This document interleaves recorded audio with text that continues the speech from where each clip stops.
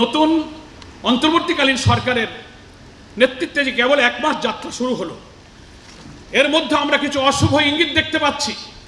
রাষ্ট্রের রন্ধে রন্ধে আওয়ামী ফ্যাসিবাদী যুগের প্রেতাত্মারা কিন্তু এখনো ঘাপটি মেরে বসে আছে।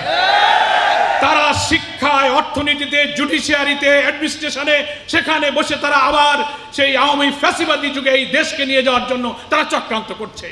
আমরা আজকের এই সম্মেলন থেকে প্রধান উপদেষ্টাকে বলবো, প্রত্যেকটি মন্ত্রণালয়ের দায়িত্বে যে উপদেষ্টারা আছেন, আপনারা শনাক্ত করুন, সার্চ করুন গুরুত্বপূর্ণ কি পয়েন্ট আপনারা কাদেরকে বসিয়েছেন। সেখানে বসে এখনো তারা কিন্তু আমাদের আদর্শ মূল্যবোধের বিরুদ্ধে ষড়যন্ত্র করছে। সদ্য খবর বেরিয়েছে, বাংলাদেশ শিল্পকলা একাডেমিতে মহাপরিচালক হিসেবে সৈয়দ জামিল আহমেদকে নিয়োগ দেওয়া হয়েছে। তিনি এসেই বলতেছেন যে 24 সালে এসে মেয়েদের বোরখা পরার দরকার কি। আমরা অবিলম্বে শিল্পকলা একাডেমির পরিচালকের অপসারণ চাই। কেন এই কথা সে বলল, সংশ্লিষ্ট উপদেষ্টাকে এটা বিচার করার জন্য আমরা আজকের এই সম্মেলন থেকে দাবি তুলছি। তেমনি প্রশাসনে, জুডিশিয়ারিতে যারা ঘাপটি মেরে তাদের চাহিদা এখনো পূরণ করতে চায়, এদেরকে শনাক্ত করতে হবে, চিনতে হবে। তা না হলে আবার প্রয়োজনে এই দামাল ছাত্র সমাজ আবার রাজপথে নেমে এটাকে প্রতিহত করবে। এই দেশ এবং জাতির নষ্ট হয়ে যাওয়া ক্ষতবিক্ষত শিক্ষা ব্যবস্থার কোনো জায়গায় আলাদা মলম লাগানো, তালিপটি লাগানোর কথা নয়। গোটা ব্যবস্থাকে ভেঙে, এই সভ্যতাকে ভেঙে নতুন সভ্যতা গড়ার জন্য গোটা শিক্ষক সমাজকে আন্দোলনে এগিয়ে আসতে হবে।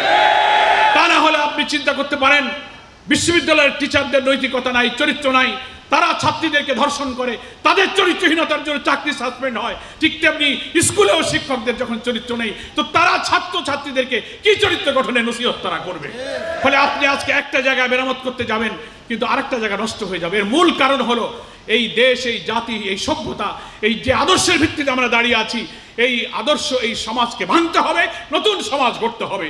এবং সমাজের রাষ্ট্রপতি থেকে, সংসদ থেকে, সংবিধান থেকে শুরু করে একেবারে অধস্তন পর্যন্ত যদি ইসলামী মূল্যবোধের আলোকে আমরা একটি নতুন সমাজ গড়তে পারি, সেই সমাজের শিক্ষা, সেই সমাজের অর্থনীতি, সেই সমাজের রাষ্ট্র ব্যবস্থা, সেই সমাজের সমস্ত দিক এবং বিভাগ এমন একটি আদর্শ উপরে দাঁড়িয়ে যাবে, তখন আর অনৈতিকতা, চরিত্রহীনতা থাকবে না। তখন শিক্ষার মধ্যে, ওই যে একজন কবি শিক্ষার সংজ্ঞা দিতে গিয়ে বলেছিলেন যে education is the harmonious development body, mind and soul. দেহ, মন এবং আত্মার একটা সমন্বিত উন্নয়নের নামই হচ্ছে শিক্ষা।